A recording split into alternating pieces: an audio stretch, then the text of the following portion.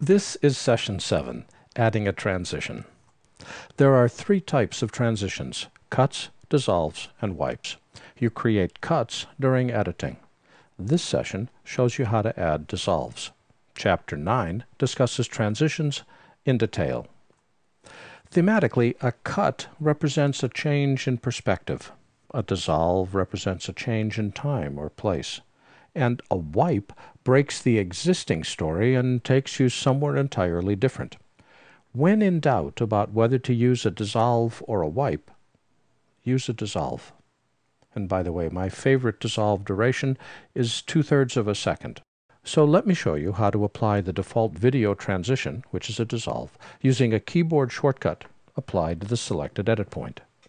I'll also show you how to apply a dissolve transition using the mouse, how to change the timing of a dissolve, change the location and the setting of a dissolve, and remove a dissolve from an edit point. Let's go back to our searing drama of the Rocky Mountains meets the Serengeti, and we want to put a dissolve between these clips. I click on the edit point, either side, the in or the out, to select a type. Command D as in David. And notice across the top, a dissolve now appears. If I play this back, we've got a very nice little dissolve going right across the top. To zoom in, type the plus key, or it's actually the equals key. And if you need to change the duration, grab the edge of the dissolve and drag it. We can create what are called asymmetric transitions. Notice it just picks up a few frames of the outgoing shot and a lot of frames of the incoming shot. Or grab the edge of it, drag it out, and we can center it over the transition. If you double-click the transition, it loads it into the Effects Control panel. We can say, what's the duration? I'll type in 20 frames, which at 30 frames a second is 2/3 of a second.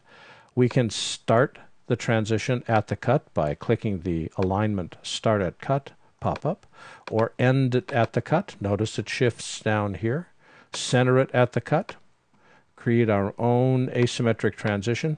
Notice up here I have trimming controls. If I grab the edge right up here, I can trim the location of the out. Notice the dynamic trimming window shows up. Or I can trim the location of the in. Or I can roll, by grabbing here, roll the position of the edit, and the transition travels with it, which means I don't have to delete the transition to be able to make changes. Wipes give us even more options when we're configuring them inside the Effect Controls tab. And we'll talk more about that in a later chapter. Oh, if I need to delete a transition, let's just go down to here. By the way, to move sideways, hold the Shift key down and scroll the scroll wheel on your mouse, or just gesture if you have a trackpad. Highlight the transition, hit the Delete key. Another way to apply the default transition is to right mouse click on the edit point and say Apply Default Transition, and it will then add the transition, at which point you can edit it, as we just talked about. It applies the default transition as if you had typed it with the keyboard shortcut, except it applies it to both audio and video. Keyboard shortcut for the default video transition is Command D. The default audio transition is Shift Command D.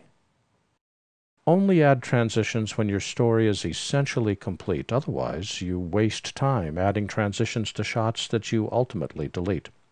In most situations, 90% of your transitions will be cuts, and 90% of the rest of your transitions will be dissolves. Use wipes very, very sparingly.